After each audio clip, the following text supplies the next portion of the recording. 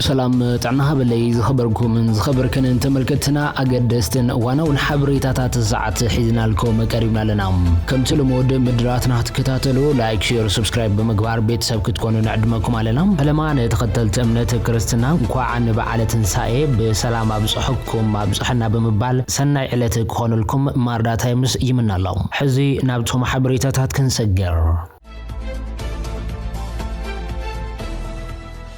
بفلما أب لعل مريحنة جزام محدار تجراي جبر زلوا سلامة دو كبلي جبا خبلو جنرال تادس ورد حساسي بام دكتور دبرتيون جبر ميكائيل بقدام كم حزبي تدرار وبدهوتا تلون يخون مبر بحدنا صناعات نتبابن بحاجتات زبت جراي كعوتي أم كبلي أم قليتهم ظلام جنرال تادس ورد أبوش تعدن أبدجن زنبرو ملا أمن تكرت نادك تجراي بزحلف وملأختي أبزي بزي معرو يكون تجراي كوينا نقبله زلنا بعل فاسي كان نكو عبس أحدنا بمبال تي بعل استمزابلن تسجمن وجنكم إن حسبكم كتب علوة يحبركم الله ناي حاجو السلام إن متحجازن متحلين بعلك خون لكم إمن دمايلهم جنرال تادس وسخهم أبزنا يمسل لامن مفرجن بلكالخ أكان دمس نفاس عبليل زلقنيات نهزب مدن جارنا فتروز هو خون ناي منفس شغلة زفترون كنتات كوينا نبع زلنا بعل مخان جلسيو كندما أزخلو كم زحلفن كم زغيرن ندت حساسبكم نملا تختلت إمنة كريستنا دقيما كوعن بعل تنسايب صحكم قبل إدل قبل يوم جنرال تادس ورد سنة تومنيتهم قليصهم ظلام دكتور دبرتيون جبر ميكائيل كم حزبي تدراربو بدهوتا تلونا يخون مبر بحدنة صناعة طبابن بحاجتات زبت جراي كعوت يوم دمايلهم والله بومبر حوحات دكتور دبرتيون جبر ميكائيل نززبلو بمخنيات بعال تنسايب زحلف وملأخت سنة تومنيت كوينهم زي نتختلت امنة كريستنا نكو عن بعال فابسيكا قلتشن 10 شمون عامة مرتها بصحكم بزقات امد ما كم حزبي تدراربو بدهوتا تلونا يخون مبر بحدنة صناعة طبابن بحاجتات زبت جراي كعوت يوم كل يوم قليصهم ظلام زي زحلفو زلو دكتور دبرتيون جبر ميكائيل نابتي قد مخينا زنبر سلطانهم كملاسو يشرح ابزل الاوان مخاني يزحبر زلام ابزحا ورداتا تግራይ مسم مسرات غزاو محدارن فريسن زنبر ابيات مخري داغم كطياشاب زوسنو مسرت نتوصي تايم صان زبلو وعل بريتوريا بمنصاغ نتي نبار استمرصن منግስትን بمملاس دكتور دبرتيون كمرحو زملس منقسقاس يسرح كم زلوت سرخه حبريتا يزردم اتي كاب فلوط حوحات بقدماي منستر ابي احمد استتحسن استسعرن اواج حقنا اطاقيسو تشوم جنرال تادس ورد بملاي دمان دكتور دبرتيون جبر ميكائيل نابس مزنت الممصا يسرح كم زلو كغلصني هيوم تግራይ مخته يازلا زبلوتهم فلفلات نز مخته زمرح طمور استراتيجي كمرارحه نتي نبار بريزيدنت بمدغاف تግራይ نزمرحوا متقعتي نككلاخلن كتقعن مس كنفتات حيلتات سمين نمسرح مدلاو كمستوغناون يوم زحبرهم أب لعلتهم بمثل فينتك استطرطروا والكسبات توسخن مرمرة جزية تفقيدهم مثل فينتك إنفستمنتس بتتحزب بخبير مثل تطرطرهم أبتحدوا تطرطوا على سلة بوبيان ناي تيك توك تعنتوا فترتن أب فيدرال مجمرة مدم جابايا أرادا قريبا من رميهم بيت فردي بوليس لما مرمروا التناخيرون قتل نايشهم من معلتات توسخ جزية فقيدوا لهم مرمرة بوليس كابز حلفوا عسى دخلت معلتات صرحهم تكبرات نبيت فرد زقرب خوينو نزوم الصعبونة بسات لما بقيسيهم زاقيد 250 مسخاخ استقبل خوينو جنازي تسمعوا كالتهم سخاخر كم زلون يقليصوا زلهم سرت خلتنا منግስትን بحتن ميدياتات كمون ابت هاجر زركبو كلهم بانكتات مستو ጉዳይ زلهم حبريتا بصحف نققربو كم زحات اردي زلهم سو كفت ترطاريا ابت جبن زنبرو جدن زراخبو طقمن زملكت زرزر مبرهون قريب لهم بوليس نزترفون يمرمر سرحتن يتوسخ 14 معلتات نخوهابو زحات تكوان تخنه بيت فردي نتخونتات بمجمجام شمونت معلتات فقيدو لهم بوغن تطرطرتي زغربو طبقاتات عماوي لم بوحس نخفت حب صنع تخاتي عميم توم طبقاتات بكتعم زترفون من مرا سرحتهم توم تطرطرتي اب ماسرت كصنحو زغددو كم زيكونون توم تطرطرتي ناي سدرا بيت حلافነት زلهم كوينم قليم دما كبيد طعنا صقم كم زلهم بمتكاس مسل وحس كبرلهم يوم حاتيتهم بيت فرد دما ناي كلتي موغنات كتع سميعو بوليس كساب ميازيات 2018 عام جمرت مرمرو اطناقيقون كقرب تئزاز زهاب خوينو بتوسخ ناي طعنا صقم اللهم استوال تطرطرت دما ادلاي ناي حكمنا مكتال نخغبر اللهم بيت فردي عزيز اللهم ውድብ ኢዜማ ወፍር ምሮጽን ይብዕል ጀሚሮም ውድብ ዜጋታት ኢትዮጵያ ማህበራው ፈትሒ ወይ ድማ ኢዜማ አበ መበልሻው አይ ዙሪያ ሀገራው መረጻ ጎስጓስ ወፍር ምሮጽን አበ አዲስ አበባ ብዕል ጀሚሮሎም ምራሕት ውድብ አይተ ኢዮብ መሳፍንት ውድቡ 50 መራጽታት ፖሊስ ሒዙ በመቅራብ ዜጋታት ተሃገር ነቶም ቀሪቦም ዘሎም መራጽታት ፖሊስ በመጽናዕ ከመርጾም ጻውዒ ተቅሪቡሎም መበልሻው አይ ዙሪያ ሀገራው መረጻ ኢትዮጵያ ከካየድ ሒደተ ሶምናት አበ ዝተረፈሉ እዋን መሰልና ሕሊፍና ነዘይማሃብ ካርድ መረጻ በመሓዘ ተዘሐሸ መራጽ ፖሊስ ዘለው ውድብ ከመርጹ ዘሎም መሪሕነት ተወድብን ደገፍቶምን ከምስተዛረቡ ጸብጻብ ማዕኸን ዜና ኢቢሲ ተመልክቱ ዘሎም ውድብ ኢዜማ መሰልፍ ብልጽግና በመልፋን መሳርሒ ኮይኑ ክዋሳን በመጽንሑ አበ ብዙሕ ዜጋታት ተሃገር እምነት ክስን ከምዝገብሮ ዝተፈላልዩ ተንተንት ፖለቲካን ምሁራትን ይገልጾም አብ ኢትዮጵያ በወርሕ ሰነ ዝካየድ መረጻ ዲሞክራሲያዊ ፍትሓውን አሳታፍን ነጻን ኮይኑ ክሓልፍ ዝብል እምነት ዘይብሎም ክበራኸቱ ጸኒሖም ኣለው ወላ ሰልፍ ብልጽግና ይተዓወት በሰላማዊ መንገዲ ክካየድን ክሓልፍን ግን ትጽቢት ብዙሓት ከም ዘይኮነዮም ዝተፈላልዩ ሓበሬታታት ዘገንዝቡ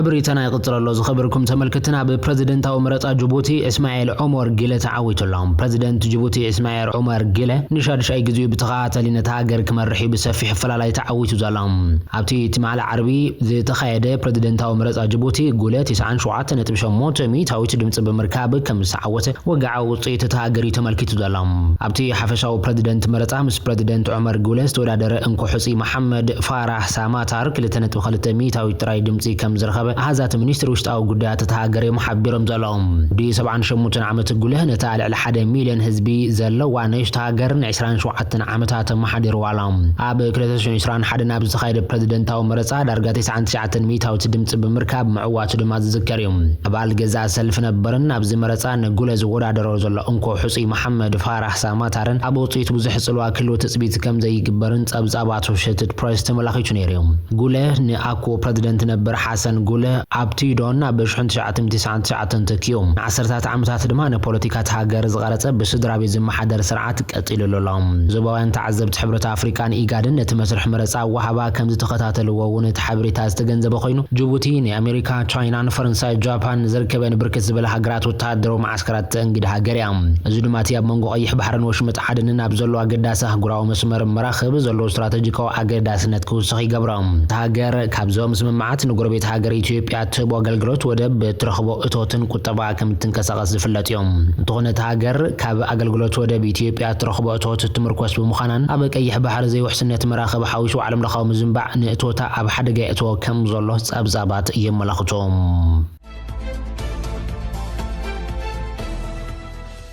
አብ መንጎ አሜሪካን ኢራንን ዝግበር ዝነበረ ድርድር ብዘይ ፍረት በቲኑ ተባሂሎም ክትል ፕሬዝዳንት አሜሪካ ጄዲ ቫንስ ምስ ኢራን ድሕሪ ዝተኻየደ ነዊሕን ከቢድን ዘተ ነቲ ኩናት ኣብ ብዘርቅዕ ስምምዕ ሰላም ክበጽሕ ድሕሪ ዘይምኽኣሉ ናብ ሃገሮም ሪሖም ምስ ፍሉይ ልኡኽ አሜሪካ ስቲቭ ዊትኮፍን ኣብ መኻሪ ዋይት ሃውስ ጃረድ ኩሽነርን ደው ኢሉ ዝነበረ ቫንስ ካብ ኢስላማባድ ቅድሚ ምግጋሱ ንማዕኸናት ዜና እውን መግለፂ ሂቦም እንዲ ዘለዓሎም ሓሳባት ድማ ኣብ ኢስላማባድ ን21 ሰዓታት ድሕሪ ዝተኻየደ ዝርብ ሰላም አሜሪካን ኢራንን ኩናትን መቁራጻብ ስምምዕ ክበጽሕ ከም ዘይከኣላ ይገልጹ ዘሎም እቲ ኻለ ምስኢራናውያን ብርክት ዝበሉ ዘተታት ካይድና ኢና እዚ እቲ ጽቡቕ ዜና እዩ እቲ ሕማቕ ዜና ግን ኣብ ስምምዕ ከም ዘይበጽሕና እዩ እዚ ድማ ካብ ንኣሜሪካ ንኢራን ሕማቕ ዜና እዩ ዝመስለኒ ክብል ቫንስ ተዛሪቡሎም በቃ ኢራናውያን ንውዕላትና ኣብ ዝቕበሉሉ ኩነታት ክንበጽሕ ኣይከኣልናን ድማ ኢሎም እቲ ምክትል ፕሬዝዳንት ብተወሳኺ ንቀዳማይ ሚኒስትር ፓኪስታን ሼህባዝ ሸሪፍን ፊልድ ማርሻል አሲም ሞኒርን ዘሎም ንኣዳም በመግላጽ ኣብ ተልዘበ ዝኾነ ጉድለታት እኳ እንተነበረ ዝግን በሰንኪ ፓኪስታናውያን ዝሰዓበ ይኮነን ዘገርም ስራሕዮም ሰሪሖም ክብል ድማ ተዛሪቡ ዘሎም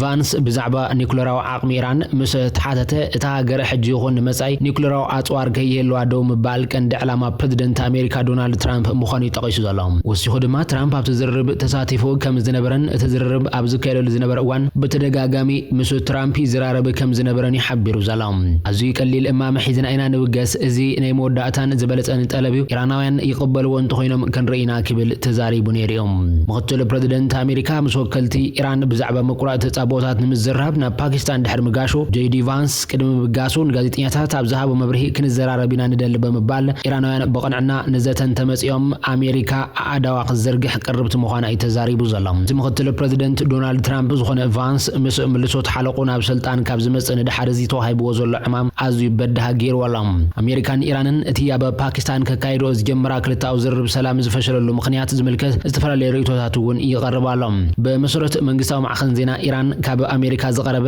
ዘይምኽኒ ጠለባት እቲ ኩናት ንምቁራጽ ዝግበር ዝነበረ ዝርብ ኣፍሽልዎ ድማ ኢለን ካብ ልኡኽ ኢራን ዝተፈላለዩ ተበግሶታት እኳ እንተተወስደ ዘይምኽኒ ጠለባት ወገን ኣሜሪካ ነቲ ድርድር ከይስጉም ዓጊትዎ እቲ ድርድር ድማ ብግዜ ተዛዚሙ ክብል መንግስታዊ ፈነወ ኢራን ኢራብ ኣብ ቴሌግራም ኣብ ዘርግሖ ጽሑፍ ገሊጹ ዘሎ እዚ ከምዚ ኢለን ከሎ ተላዘብቲ ኣሜሪካ ተዓጻጸፍትን ተሓባበርትን መንባሮም ይዛረቡ ቫንስ ፕሬዚደንት ኣሜሪካ ዶናልድ ትራምፕ ናብዚ ሰናይ ድሌት ሒዝካ ብምኻድ ኣብ ስምምዕ ክበጽሕ ጻዕሪ ግበር ኢሉ ሰዲዱኒ ከምኡ ጌርና ሕማቕ ኣጋጣሚ ኮይኑ ግን ዝኾነ ምዕባለ ክንገብር ኣይከኣልናን ክብል ተዛሪቦም ንሱ ወሲኹ ኣዚ ቀሊል ሓሳብ ናይ መወዳእታን ዝበለጸና ኣገባብ ምርዳእ ከም ዘቕረበ ይዛረብ ክልቲአን ሃገራት ንኽልተ ሰሙን ዝጸንሐ ምቁራጽ ተጻቦታት ከም ዝገበራ ዝፍለጥ ኮይኑ ሕጂ ዝቕጽል ስጉምታት እንታይ ምዃኑን ተወሳኺ ዝርርብ ክካየድ መደብ ከም ዘሎን ግን ንጹር ኣይኮነን ዘሎ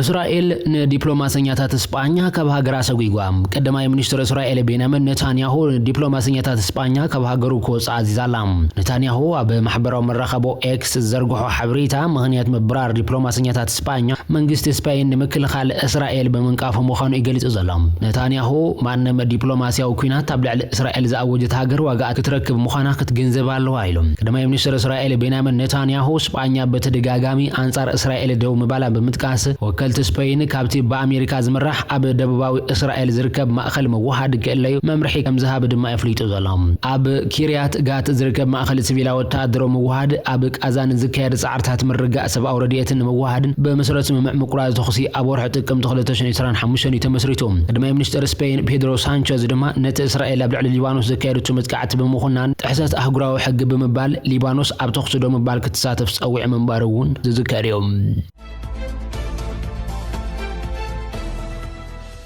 እትኻለ ካብ ኡጋንዳ ዝረኸብናዮ ካለ ኣዘራራባ ሓበሬታ ክነካፍለኩም መሪጽና ዝኸበርኩም ተመልከትና ኣብ ዓለም ዛዕበየ ጉጅለ ቺምፓንዚታትን ናዕቆይቦም ዘሎን መኻነ ዝርከቡ ቺምፓንዚታት ኣብ ክልተ ተመቃቂሎም ንዝሓለፉ 8 ዓመታት ኣብ ዘስካሕካሕ ኩናት ሓደ ተጸሚዶም ከም ዘለው ተመራመርቲ ገሊጾም ኣብ ሃገራዊ ፓርክ ቺባለ ኡጋንዳ ዝርከብን ኣዝዩ ጥሙር ዝነበረን ማሕበረሰብ ቺምፓንዚን ንጎጎ ስለምንታይ ኣብ ከቢድ ምስሕሓብ ከም ዝኣተው ብንጹር ክፍለጥ ኣይተኻለን ዘሎም እንተኾነ እቶም ተመራመርቲ ካብ 2010 ሞንተን ጀሚሮም 17 ዋጭላት ዝርከቦም 24 ቅትለታት ተመዝጊቦም ኣለው ቀንዲ ጸሓፊ ናይቲ መጽናዕቲ ድማ ኣሮን ሳንደል እዚኦም ኢድኒ ተታሒዞም ዝጓዓዙ ዝነበሩ ቺምፓንዚታት እዮም ሕጂ ግን ሓድሕዶም ክበላልዑ ይደልዩ ኣለው ድማ ኢሎም እቲ ኣብ መጽሔት ሳይንስ ዝተሓትመ መጽናዕቲ ከም ዝሕብሮ ብዙሕን ንውሓትን ግዜ ናይቲ ጎንፂ ጥንታዊት ቁርቆት ደቂ ሰባት ብኸመይ ከም ዝጀመረ መረዳእታ ክህብ ይኽእል ድማ ይብል አንትሮፖሎጂስት ዩኒቨርሲቲ ቴክሳስ ሳንደል ቺምፓንዚታት ዝቆጻጽርዎ ዶባት ዘለዎም ኮይኖም ምስ ጓነት ጉጅለታት ናይ ጸለ ርክብ ከም ዘርእዩ ይገልጽ ይኹን እምበር እቶም ዳርጋ 200 ዝኾኑ ቺምፓንዚታት ንጎጎ ንሓያሎ 10 ዓመታት ብሰላም ይነብሩ ምንባሮም ወሲኹ ረድዮም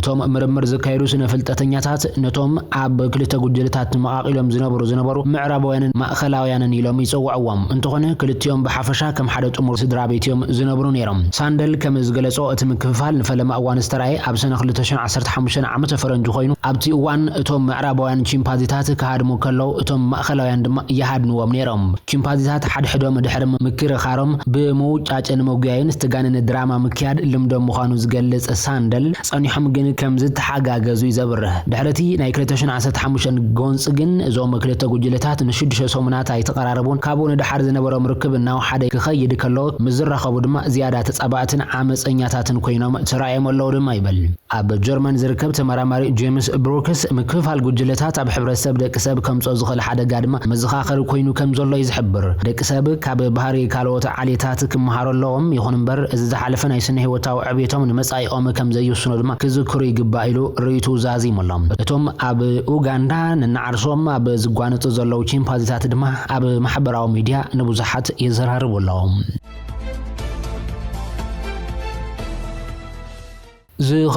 ዝኸበርክን ተመልከትና ሓበሬታታት ሰዓት ዞም ክትከታተልዎም ጽናሕኹ ይመስሉ ነይሮም ሰናይ ዕለተ ትንሳኤ ክኾነልኩም ሰናይ ትምኒት ማርዳታ ይምስዮም